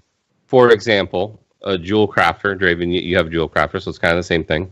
There's a point in jewel crafting where if you don't have those Elysium things, or you don't have a tremendous amount of other mats or mats that you'd only get from really high level gear in the scrapper, that you can't level without buying some things off of the auction house. And then you get to, I want to say it's like 130 or 135 or something like that. And then you literally have to have those things or you cannot get your final levels. And the things that you have to buy right now are about 9K each. And the thing that you make, you're lucky to get 6 for. So there's it's the Kraken's Eyes is what I'm talking about. Like it's the actual main stat gems, which a lot of people don't even know they exist yet. But those things, depending upon what day you look at the auction house, they're either 3K or they're 10K. They're fluctuating like crazy. So making them is either a huge loss or a small minimum gain. Just from the scrapper alone, I've gotten like 13 of them, Kraken's Eyes. You're getting nice. Kraken's Eyes raw gems from the scrapper? Yeah. Jeez. I mean, I've gotten some gems out of the scrapper, but not that. Yeah, me neither. The only time I'm getting Kraken's Eyes... From prospecting, I'm sorry. Okay, from prospecting, that's where I'm getting all of mine. Yeah. But I'm getting them mainly from prospecting. I've been prospecting at the scrapper, so that's why I was confused for a second. Okay. Is that just where you go? That's just where I go for my stuff. Up? Well, that's the thing. In order to make those, you need the Kraken's Eyes, and you need what was the other thing you have to get with it? You have to have one of those other things with it, don't you? Hydra cores, I think, are some things. Something like that. Yeah. Yeah, it's the mythic dungeon deals. Yeah, I've gotten one so far. Yeah, in order to get to the point where you get the recipes for the Kraken's Eye, you have to have those other things. So it ends up being a pain in the butt. It's the same thing with enchanting. So enchanting, I think I'm only like 90 or maybe 100. I haven't been able to finish it because I don't have the things that I need in order to finish leveling it. Jewel crafting, I'm capped. Scribe, I'm close to capped. I'm making cards now and hoping that the market on the cards doesn't fall through the floor, which it probably will at some point. But as long as the decks when they nerf it again. Yeah, hopefully they don't, at least not until after the first raid is going. But I don't know. I think 300,000 at the very beginning of the expansion in relative terms is a little bit too much for something that it could be considered almost mandatory for a melee in a raid for one item. But at the same time, the people who made them and were selling them probably spent a significant amount of gold to be able to get there. So it's all relative, I guess. But I did kind of feel the need to get it, and as soon as I did get it, I did notice a pretty decent DPS increase. But that's also when I switched from Fury to Arms to take advantage of the Arms craziness that's going on, which was after the nerf. They're still kind of crazy. My literal character, my Arms warrior now, some pulls I'm in the 20s and 30s K, 20, 30K. Other pulls I'm at 6. So it's pretty crazy. It fluctuates a lot depending upon cooldowns. But you definitely feel like an all-star when you hit that 30K mark and everything just explodes. Yeah. Yeah, I've only hit But, that I'm high happy a with couple times. 7K. I've only hit like 30 to 40K a couple times. In theory, I think you were in the group the one time. I was the cannon person in that dungeon. yes, that does not count. That does The not count. cannon, the cannon is artificial DPS, and Yeah, that was a middle of hating my life as a Fury Warrior, after hating my life as a Prot Warrior that same night in a different dungeon. yeah. So, yeah, now So I you're only semi hate loading my in life. Las Vegas? Something like that. I'm only Yeah. semi hating my life when I'm in between procs now as a arms warrior, but it's interesting. I mean, I do feel like that, back to the whole professions thing, that Blizzard has done something really cool with professions, but they may want to consider comparing the way that you level them with the other professions to try to make it more similar as far as costs to benefit ratio for the things that you need to level the actual profession up. Is like what Galv said. I wish my professions were a couple of gold per level. None of them have been a couple of gold per level. They've all of them have been pretty much in between 50 and 1,000 gold per level, at least in the beginning, and sometimes worse at the higher end. Yeah, I bought a lot of ore off the auction house, which is going to be expensive. I knew that going in, so I set myself A lot of ore. for Okay, yeah, good. No, I just want to make sure I heard that right. yeah. Yes. People going out mining things. I've bought the stuff that they've been able to put up from the getting that, and I knew going in it was going to be expensive, so I set myself limits of this is how much total I'm willing to pay. This is how much I'm willing to pay per item, basically. And if it's above that, then no. I have not maxed out either of my professions at all. I can make Kraken's eyes. I can cut them, rather. Because you get that at like 120, 125, something like that. I can't do I think it's 125, if I remember correctly. I can't make the jewel crafting staves at the end. That's all, and I'm like, I'm cool with that. I got what I wanted.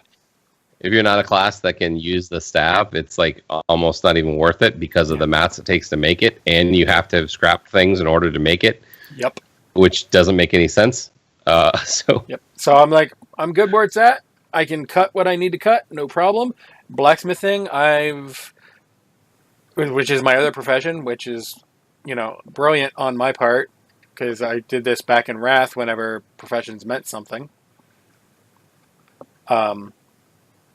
I've got like 6 things left I could learn, but I need to get like another 10 points, and I need so many mats for these last 10 points to learn these new things. It's just, I'm not worried about it. I'll get there eventually. Are you wearing any of the gear you can make? Rings. I still have 1 ring, I think. On my shaman, I am. Okay. Your shaman, are you wearing mail from your leatherworking? Yes, absolutely. And what level are those items approximately? About half of them 310, half of them 300. Okay. And I could proc a bunch to see if I get 310s, but I'm not that desperate yet. Okay. Yeah. I heard with blacksmithing that there is some 350s that you could make. Not yet. What? Really? They're not unlocked yet. Okay, so that's a coming soon thing. Yeah, blacksmithing. I think all the crafting professions. So jewel crafting wouldn't get it, and inscription wouldn't get it. I don't think. But yeah, like blacksmithing, leatherworking, tailoring, I think they all have 350s that are there that you could craft, but they're not unlocked yet, so you can't even learn them. Interesting. Okay. But I think they unlock Tuesday. So there is a caveat to the leatherworking. So I maxed out 150, but to get ranks 2 and 3 of the good armor, I have to get marks of honor, and those are relatively expensive. So I know there's other. I can't do top end leatherworking, even though I've skilled up the whole way. Wait, marks of honor? You mean the things you get from doing PvP stuff? Yeah. Yep, those are required to get level 2 and 3 Did of they the take those away? blue gear. Because I had marks of honor from last expansion. Yeah. I honestly haven't done any PvP on purpose, except for the one time I accidentally found myself in my first duel, and I won. Okay, so I kicked the guy's butt, okay. but I haven't intentionally gone PvPing yet. Okay, so we're asking, or at least I'm asking, did they take the marks of honor away from last expansion and convert them to gold? I don't know the Because- I answer to don't that. believe they did because I did not get a thing of because if gold. it's the same, I've got like several hundred of them from not PvPing, but from doing the tower quest. I would also have exactly. a ton in reserve myself. So- I haven't delved into that yet Yeah. because being able to make those ranks of that gear isn't as important as me getting through the content I need to get through. It actually would kind of make sense because a lot of that gear is supposed to be PvP gear, you know. So it's not. It's the same as every other gear, but it's like, you know, when you read Well, the name of it, it sounds like it's- PvP gear, It's got hidden stats. Yes. It's got hidden PvP stats. right? Is why they're considered PvP gear. And yeah, it's got named, but all that. But yeah. We are running long though, so we should probably move on. We're gonna have to skip over the Q&A because that's gonna be something that's gonna take a while. Yeah, They had one. Go watch it. it was good. You should Yeah. watch it. I did want to mention I put it up on the Questions were asked. little- Questions were answered. Yeah. Lore made fun of himself. It was good. Yeah. Well, you know, Ian made fun of Lore. Lore made fun of Ian. Ian made fun of Reddit and Polygon. Yeah. Um, Good times. There was a new pet that I actually did spend the time to go and get in Warcraft. I'm not a big pet battler. I haven't really done any pet battles outside of this one in about 2 expansions. And it is a demonic goat. So the most important question: how do you pronounce the demonic goat's name? Bale. See, I totally would have said ball. Ow! Gal wins. I'm just Come going. on! How did you not see that coming? I was ignoring you. That was really good. I'm just going by the pronunciation from Diablo because it's named after one of the Diablo characters. The other Diablo, Mephisto, and his brother, their brother's Baal. They pronounce it there, so that's why I pronounce it that way. Whether it's accurate or not, unknown. But that's how I've always pronounced it because that's what I heard first. But it was one of those secrets. They were looking for a mount called the Hive Mind, which is a group flying mount. You heard that right? Group flying mount. That sounds like a really good and a really horrible idea, depending on who the driver is. Yeah, it looks like a giant Yogg-Saron. Yogg-Saron, the brain. When you go down into the brain, it looks like that, kind of. But you can have multiple people in the mount. One person is the mount, and you can have multiple people jump in, and you can all go. Crazy. It's the first one So- like it. Are they actually inside? So you can't I don't think you eject can. them. Well, I'm sure you could eject Can them. you just digest them? No, I'm sure you could eject them. So you still have to watch out for the trolls, but they have been really good about giving the parachutes to people that you eject. So there's totally rails on this mount, is what you're That's saying. what I'm thinking. Don't let Kind theory of. drive. Just because, You know, I'm always looking for new ways to troll our raid group. That is 100%. well, it's a flying you know. mount, so you have to wait till you get flying. Flying anyway. people to the raid, you Yeah. know, and then So here's the thing about Just flying fly mounts. them right and underneath an elevator. flying mounts plus automatic parachutes does not mean you can't troll them. It just means you troll them differently. You fly max height, eject them, and watch them slow fall all the way down, straight down, and they can't do anything about it except for, well, I could always take it off, but then I'm going to die. So you fly out to the area where they are taking damage. You wait till they start Fatigue. taking damage in the fatigue zone. Then you eject them, and then you fly back out of the fatigue zone. This is what I'm seeing. Pretty much. And there's lots of that in the area that we're in now. Yeah, so that should be so- easy to do. But yeah, that's what people were looking for, was this mount, and they found the goat. And then they said that the goat was only the first part, and there's more to it, which they thought, well, maybe the Hive Mind is next. Hive Mind's not in the game right now. That's been confirmed. Yeah. The waste of time, literal, the belt, the waste of time, it's got a clock on it, is this next part that you have to have the goat to get. Which, by the way, is one of the coolest armor models that they've ever released. And if you're a paladin and you like to wear gold, you need this belt. Yeah, I'm going to Is get this- it. I'm working on it. But Is this like Flava Flav's belt? Is that what we're saying? Yes, plus gold. Well, his thing is gold, but or silver. I don't remember. I don't care. But yeah, it's His clocks were usually like black or purple or plastic. But yeah, they were gold, gold colored. Sometimes it's a long process to get the goat. You have to go all over, and when I say all over, I mean literally all over. You have old world content, both continents. You have Outland. You have Northrend. You have Pandaria. You have the Cata places, which is old content now. Current content. Basically, every single expansion you have to travel to.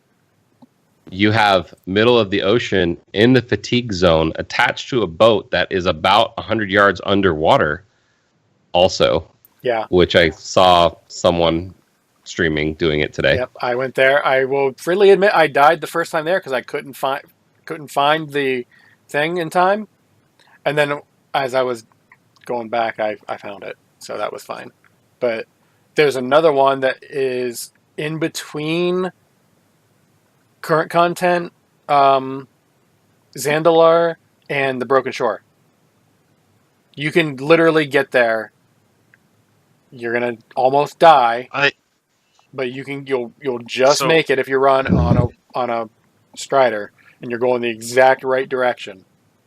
But you'll just make it. You'll get it back out and all that. So there's a lot of stuff out in Fatigue, and it can be annoying. I will recommend add-ons with coordinates, such as I use Titan Panel nonstop. For the one that I just mentioned and going between the two areas, I actually downloaded TomTom, and then I promptly got rid of it after that because I don't like it. I'm just astounded that we spent this much time of the podcast to explain to people how you got your goat. Yeah. Well, I got the goat pet. Pro tip, take Una with you if you have that one, because it makes that fight way easier. And then, then you can go do more stuff. But you're picking up pebbles, basically, for the first part. And one of the funny things about this, the pebble is very small. So most of these, when you go to find them, it's like, unless you zoom in, it's a couple of pixels. You zoom in, and it's still not that many pixels. So this whole thing totally looks like something I would have put together trying to troll the entire Blizzard community on their way to getting something cool. Yeah, and it takes a long time. It took me 4 hours or so to get the goat. I'm still working on getting the next part, which is the belt. So, and you have to get the goat to get the belt. That just sounds like a saying. You have to get the goat to get the belt. Yeah. So I will hopefully get the belt tomorrow. Show title? Maybe. Let's see. We talked about that kind of. We're gonna just, like I said, we're gonna skip the Q&A. World PvP scaling. 120s are now powerful again compared to lower levels. There. Meh. I mean, it's not going to be 100% every time like it was. Only it was the wrong way, but it'll be a better fight now, for the most part. There. So that's Draven, do you still have War Mode on? I turned it off when I hit 120 because I didn't see the point anymore. Okay. Galv, did you level with War Mode on? On my Hunter, I leveled with War Mode on, and I was very successful. When I switched to the Shaman, the Horde were all over our islands, and so it was completely pointless. I was able to get kills on a couple of 120s when I had other people of various levels around because you can outnumber them still, but War Mode didn't help me level on the second time through. Gotcha. I didn't use it on either of my 120s. I used it on the first one because I was like, there's no Horde here anyway, so what difference does it make? Yeah, I honestly forgot to turn it on because I had a late start, which, by the way, normally, and I know we were trying to wrap up here, but normally for the expansion start, I usually have a long stream and kind of try to push as far as I can until I either fall asleep or ding. Due to circumstances, that didn't happen this year. because I had about a 15-minute late start and was behind a lot of folks and had a bunch of real-life issues happen right beforehand, which was unlucky for me. But part of the reason I didn't turn it on was just because I ran out of time and I was already doing quests before I realized I forgot to do it. It's also tough to remember you have to go to Stormwind to turn it on, because it's not, if you were in Borealis and could turn it on, that would make more sense. You have to go to Stormwind. Yeah. I wouldn't be surprised if they change that at some point, because it does make more sense. There are places out there that you can right-click your character portrait and turn PvP on. You don't have to be in war mode. There are places out there that you can do that. Interesting. Didn't Not know that. Not a lot of them. Like where? Outland, Hala. That doesn't help, but that's interesting. I never knew that. I'm just saying, I did it earlier today. I was waiting for a vendor to show up because I had to buy something off a vendor there, and a guy was trying to capture it. I'm like, no, he's not here. You're gonna die. And there was one alliance and one horde were sitting there, and the horde was trying to capture it because I was on my alliance tune. And I just turned PvP on and started attacking. And the alliance guy's like, no, we're trying to do something. I was like, you can do it after I buy from the vendor. I will just, if he leaves, we're good. I just want to buy from the vendor. I'm on my way. And he kept coming back, so I kept attacking him to get him to go away. And when the vendor spawned, I mounted up, went to the vendor, took off. I was like, okay, cheers. That's all I wanted was off that vendor. They can do what they want. But yeah. So yeah, PvP scaling is better, but there's still some issues, item levels. Maybe if the max levels take their gear off, they'll be able to beat the 110s.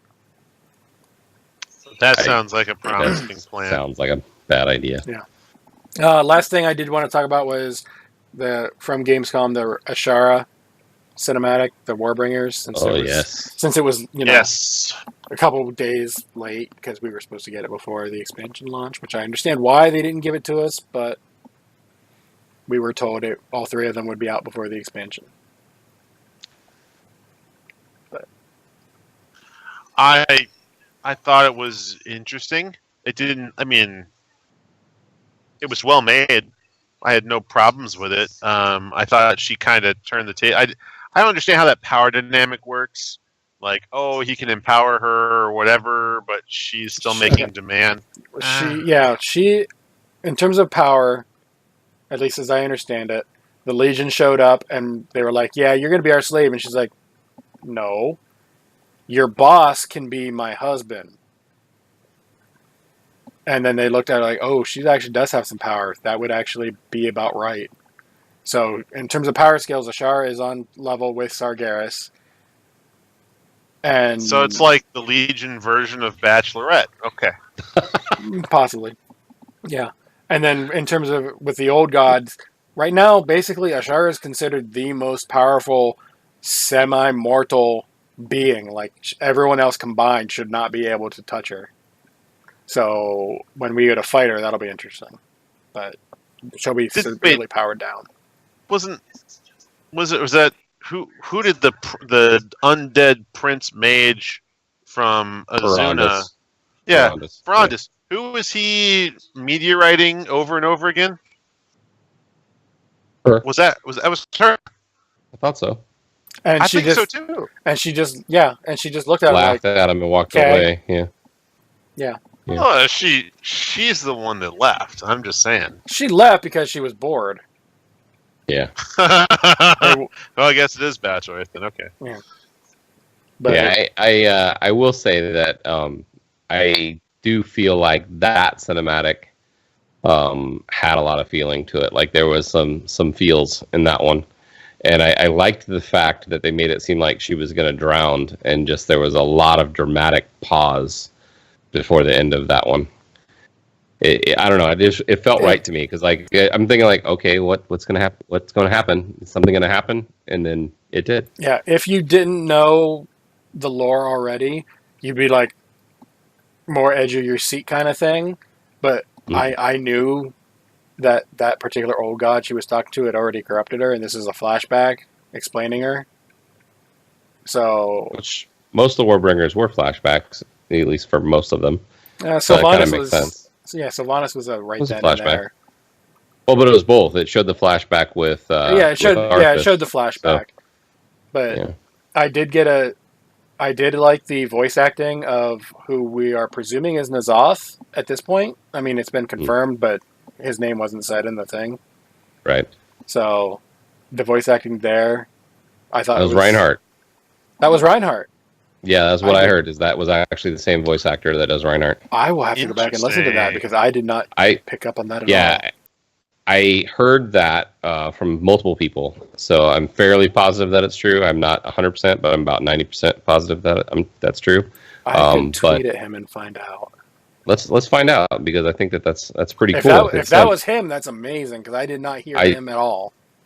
I totally think you need to clip the "I am a god" part of that and make that part of the Epic Fail podcast show. You just every if time you're right someone about asks something. you if you're a god, you say yes. And that should be the second part of that. So you have the "I am a god," and then you play that part right afterwards. It'd be perfect. Ghostbusters, Okay. classic. Yeah. Anyway, so without I don't want to do all kinds of spoilers because it is fairly new. But what did you guys think about it? I mean, obviously, it seems like we liked it more than the Diva one, even though the Diva was a higher quality of animation type stuff. This one it's had just more different kind of animation. Yeah. I think you hit it. I did like it better than the Diva one. It was a story that I didn't know. It was good.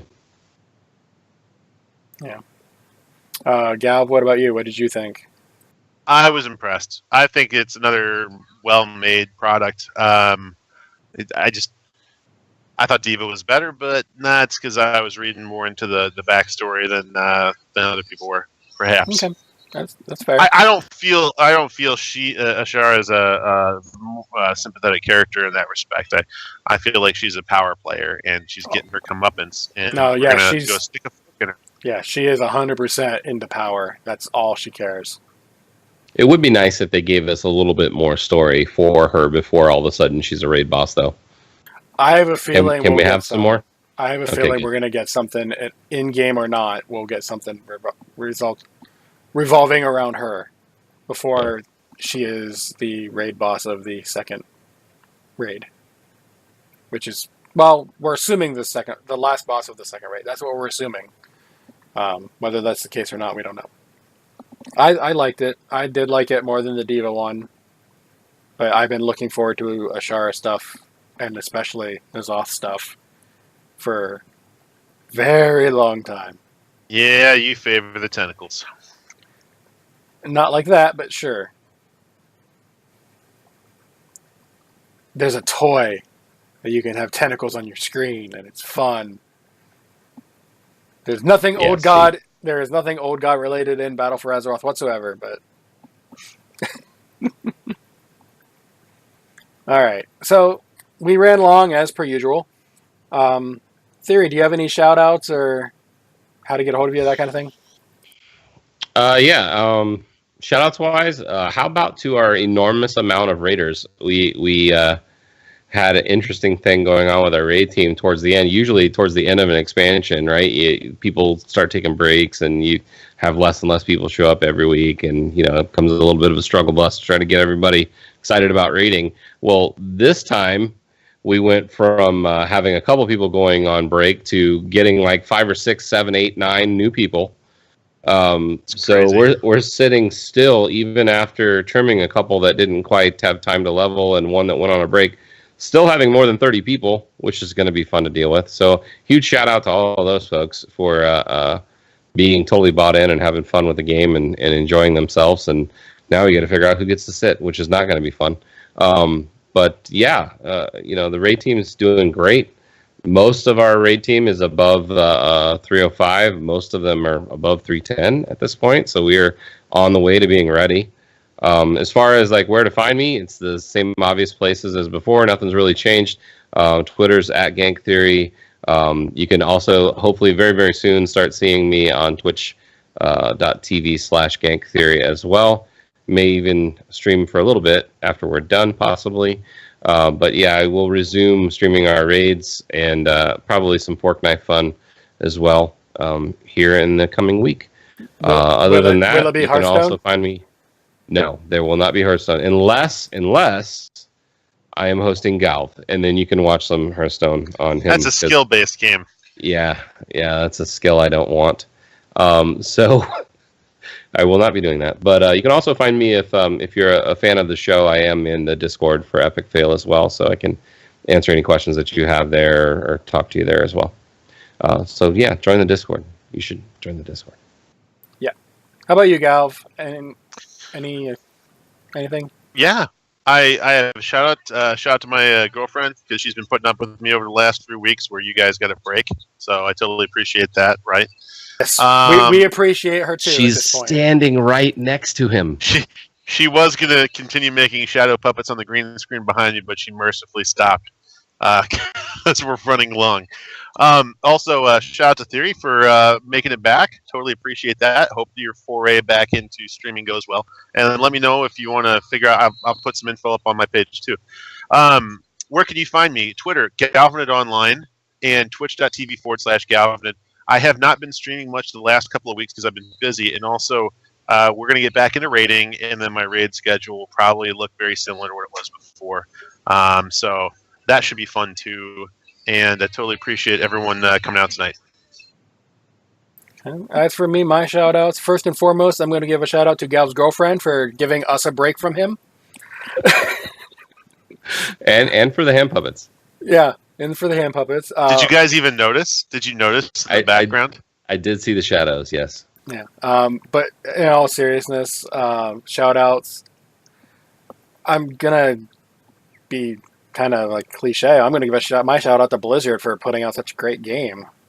The shadow's eating his head right now. Yay! It is. I can.